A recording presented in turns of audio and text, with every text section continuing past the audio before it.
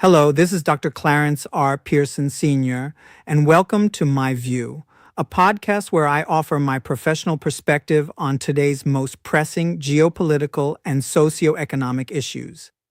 Recently, my attention has been drawn to developments in Liberia and the work of its National Elections Commission. Here is my view on the matter. Safeguarding Liberia's democracy. Why the National Elections Commission must be above political suspicion.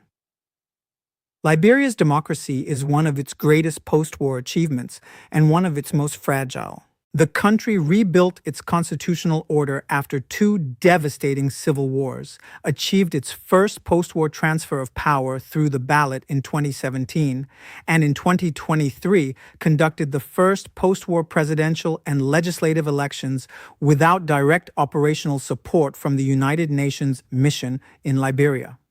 Even with widespread pre-election concerns, international observers found that the National Elections Commission and the Liberian National Police administered the 2023 elections in accordance with Liberian law and in a generally peaceful manner. Those gains should not be treated as permanent. They depend on public trust in the neutrality of the institutions that referee political competition.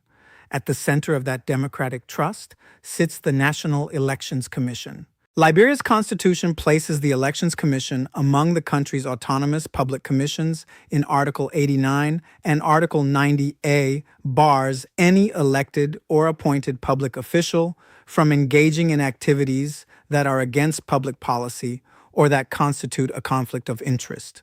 Article 90C goes further by requiring the legislature to prescribe a code of conduct for public officials. Liberia's new elections law then places the commission under the direction and management of commissioners appointed by the president with the consent of the Senate. The legal architecture is clear on one essential point.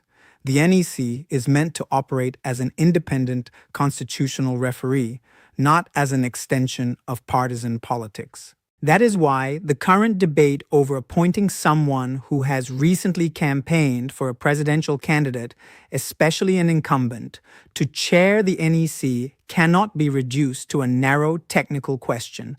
Strictly speaking, Liberia's elections law does not appear to contain an express clause that automatically disqualifies a nominee simply because that person previously campaigned for a candidate. The law is largely concerned with the structure of the commission, appointment by the president, Senate consent, tenure, removal, and the commission's powers. The problem, however, is not only what the statute fails to prohibit. It is what constitutional democracy requires in practice. The distinction matters. A person may be legally appointable and still be institutionally unsuitable. The National Code of Conduct applies broadly to public officials and employees of the three branches of government and related public bodies. Read together with Article 90 of the Constitution, it reinforces a national expectation that sensitive public office should be exercised free from conflict of interest and partisan bias.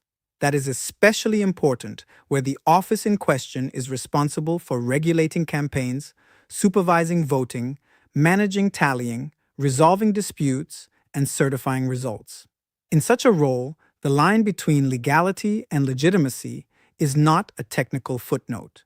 It is the difference between an election people accept and one they suspect. Election integrity depends not only on fair rules, but on the public belief that those rules are being applied by an impartial body. The Carter Center's election management guidance stresses that impartiality, integrity, and transparency are essential to ensure both the actual and the perceived integrity of the electoral process. That is a crucial lesson for Liberia. A politically sensitive NEC appointment can damage public confidence even before a single ballot is cast. If citizens begin to ask whether the referee belongs to one team, the damage is already underway. This concern is not abstract in Liberia's case. The 2023 election environment already featured significant mistrust, monetized campaigning, and anxieties about whether democratic institutions were strong enough to manage a high-stakes contest without post-election instability. International observers emphasized that Liberia's peaceful outcome should be understood as an achievement, not as proof that institutional trust can be taken for granted. In a post-conflict democracy, confidence in the election management body is itself a conflict prevention asset. That is why a recent campaigner for any presidential candidate should not be considered an ordinary nominee for NEC chair. Even if the person is professionally accomplished and personally honorable, a recent partisan role creates a structural appearance problem that Liberia should not invite into its most sensitive democratic institution. The NEC chair is not merely an administrator. The office is the face of electoral fairness. Once that office is associated in the public imagination with prior partisan advocacy, every administrative decision becomes vulnerable to suspicion. Every timetable, certification, investigation, and dispute ruling risks being interpreted through a political lens. In a fragile democracy, perception can destabilize as quickly as proof. There is also the question of precedent. If one administration appoints a recently partisan figure to chair the NEC, the next administration will be tempted to do the same. What begins as a controversial exception can harden into a dangerous norm.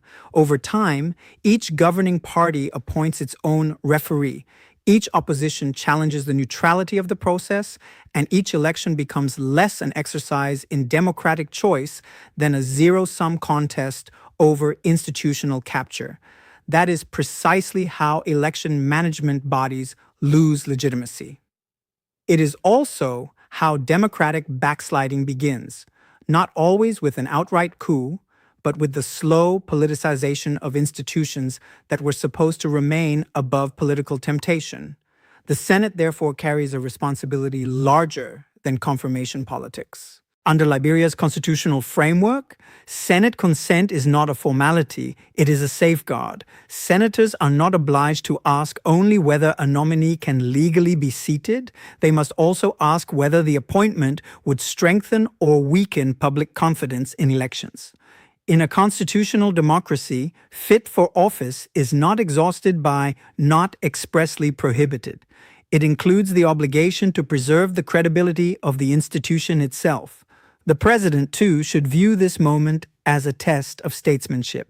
The easiest course in partisan politics is often to appoint someone trusted by the ruling side. The wiser course in constitutional governance is to appoint someone trusted beyond the ruling side. Liberia does not need only a competent NEC chair. It needs a NEC chair whose independence is visible, defensible, and broadly credible. That is the standard appropriate to a republic still consolidating peace through elections. Civil society and religious leaders also have a role to play. Liberia's 2023 experience showed that civic actors helped sustain a peaceful electoral environment. Their voice is especially important when formal law leaves room for political judgment. Where the statute is silent, democratic culture must speak. Public education, principled advocacy, and early warning against politicization are not acts of opposition. They are acts of institutional defense. Liberia has come too far to normalize avoidable risks to election legitimacy. The legal position may be that prior campaigning does not automatically disqualify a nominee for NEC chair. But the constitutional and democratic question is higher than that. In a country where peace has been rebuilt through confidence in ballots over bullets, the National Elections Commission must remain above political suspicion.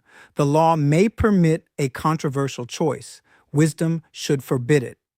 I am Dr. Pearson, and that was my view on safeguarding Liberia's democracy, why the National Elections Commission must be above political suspicion.